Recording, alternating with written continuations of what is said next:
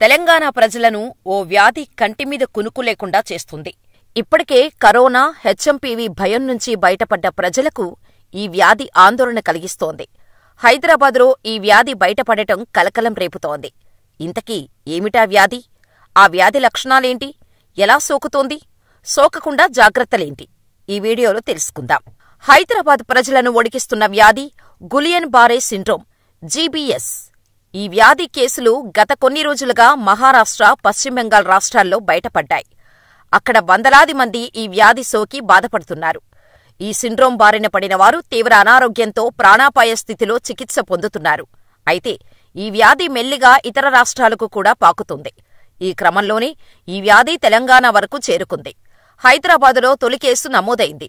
సిద్దిపేట మండలానికి చెందిన మహిళకు గులియన్ బారే సిండ్రోమ్ ఉన్నట్టుగా డాక్టర్లు నిర్ధారించారు. బాధితురాలు ఓ ప్రైవేట్ హాస్పిటల్లో వెంటిలేటర్పై చికిత్స పొందుతోంది. ఇప్పటికే మహారాష్ట్ర, పశ్చిమ బెంగాల్ రాష్ట్రాల్లో 100 వరకు జీబీఎస్ కేసులు నమోదయ్యాయి.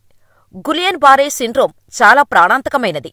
ఇప్పటికే దీని బారిన పడి మహారాష్ట్రలో 2 మృతి చెందగా, షోలాపూర్కు చెందిన 41 ఏళ్ల చార్టెడ్ అకౌంటెంట్ కూడా ఈ సిండ్రోమ్ సోకటంతో మరణించాడు.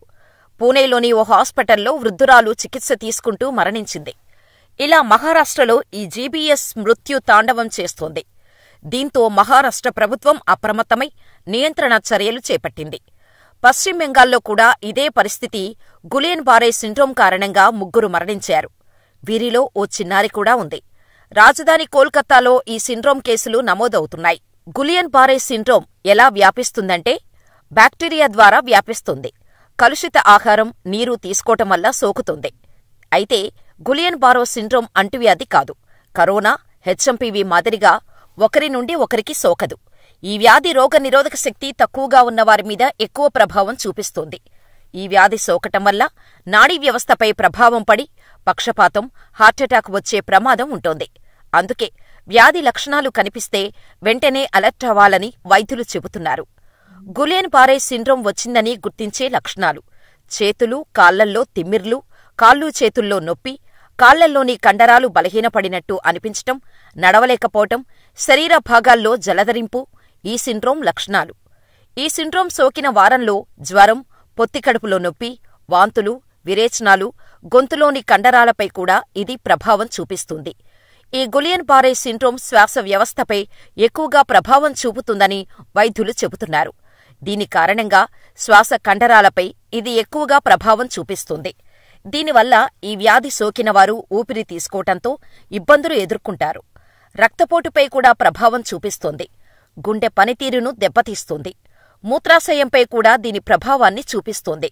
అయితే ఈ వ్యాధి గురించి అంతగా భయపడాల్సిన అవసరం లేదని వైద్యులు చెబుతున్నారు. ఈ వ్యాధికి ట్రీట్మెంట్ ఉంది కానీ ఆలస్యంగా ఆస్పత్రిలో చేరితే మాత్రం సమస్య తీవ్రం అవుతుందని అంటున్నారు.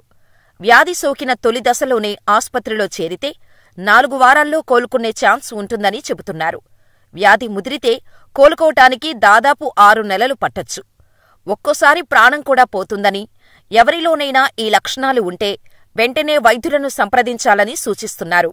శరీరం తిమ్మిరిగా ఉంటూ నీళ్ల విరేచనాలు అవుతున్నవారు వెంటనే డాక్టర్ను కలవటం మేలు. త్వరగా ట్రీట్మెంట్ ప్రారంభిస్తే త్వరగా కోలుకునేందుకు వీలవుతుందని డాక్టర్లు చెబుతున్నారు. అసలు జీబీఎస్ బారిన పడకుండా ఉండాలంటే మంచినీరు ఎక్కువగా తాగటం, నీటిని వేడిచేసి గోరువెచ్చగా తాగటం మంచిదని వైద్యులు సూచిస్తున్నారు.